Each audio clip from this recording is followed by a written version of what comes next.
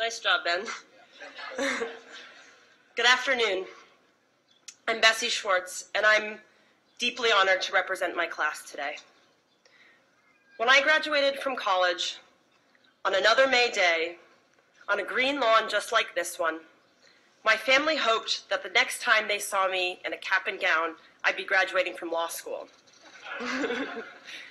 They had grand visions of a corporate law firm and a clear career trajectory.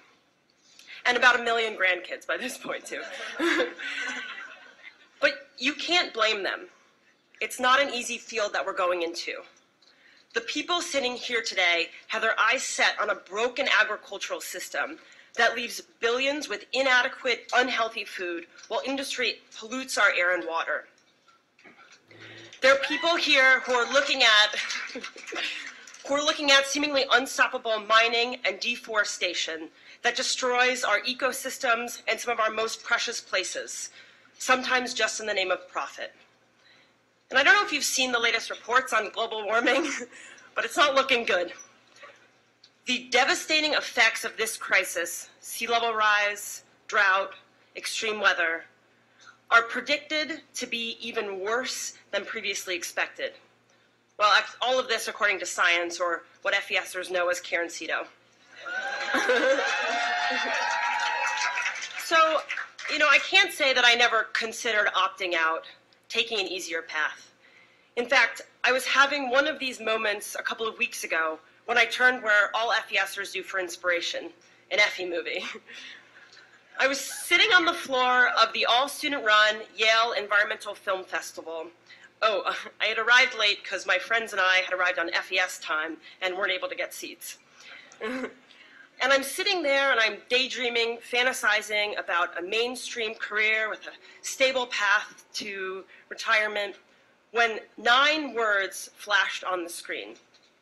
Sentiment without action is the ruin of the soul.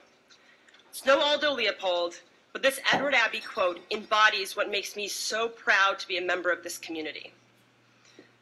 Now, I wasn't always inspired by FES, I have to confess. In fact, we actually got off on the wrong foot. Don't tell the registrar, but I skipped most of the mandatory orientation. It's that 3-week extravaganza in the woods that we lovingly call mods, meeting incredible people from all over the world, talking about environmentalism, and yes, endless streams of PBR. I had missed all of this because I was managing an environmental advocacy group in Colorado, and we were endorsing candidates during the 2012 election.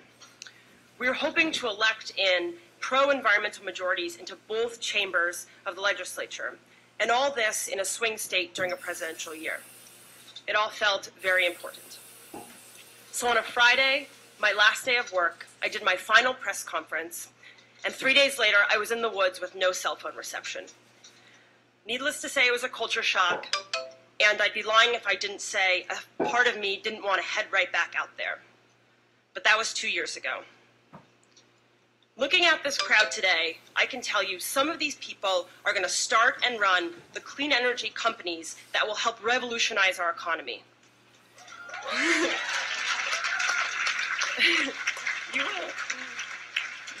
Some of the people here are going to craft the next EPA policy that is going to force our government to take carbon regulation seriously and to get countries across the world to do the same. And some of the young scientists here are not only going to lead their fields in innovation, but force their fields to apply and take those innovations to action to protect ecosystems and make people's lives better. Good job, yeah. Big, ambitious, potentially impossible visions of the future. Now, my theory of environmental change for this movement is still very different than many of my classmates. But I stand here today knowing that we need it all. We just need the biggest, most unwavering version of those visions. Despite our differences, what ties us here together is that we do not accept the world we have now. We can't accept the track that we're on. Unsustainable use of natural resources, devastating amounts of pollution, and inequitable distribution of environmental waste. We cannot accept the role of money in our politics that undermine all of the solutions we work towards.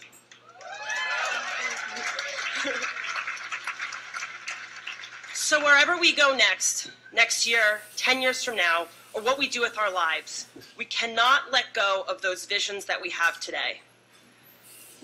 But back in the cabin in the woods during my first miserable week of FES, so I'm standing there in the middle of the cabin, desperately trying to get cell phone reception on my iPhone to check the latest political news from Colorado, when someone across the room in our little 3-person cabin suddenly says, "Put your phone away, go outside and play. Some of these people are going to change the world." That was my second friend at school, Jonah. Over the next couple of months, Jonah would help me step outside my perspective, to look beyond my current myopic view of how things were going to change. Anybody who knows Jonah knows he had an acute awareness of the impact he was making every day, whether he was showing someone new the spring buds that were coming up, or what he was doing with his life, improving our agricultural system so that more people could eat. Jonah's car accident was about 9 months after we met in that cabin.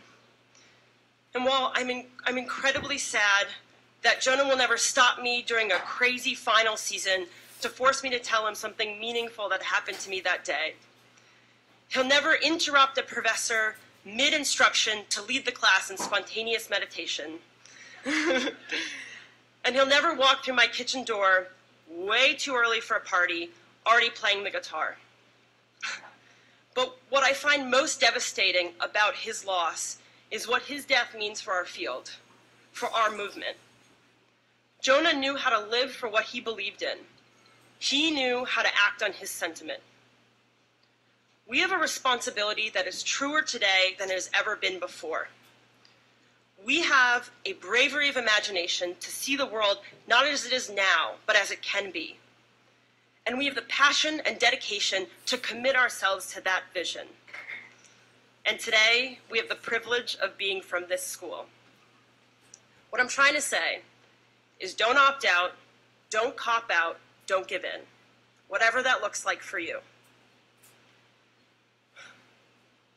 What I'm trying to say is sentiment without action is the ruin of the soul. Thank you, and congratulations to my classmates, our friends, our family, our partners. Let's go make this happen.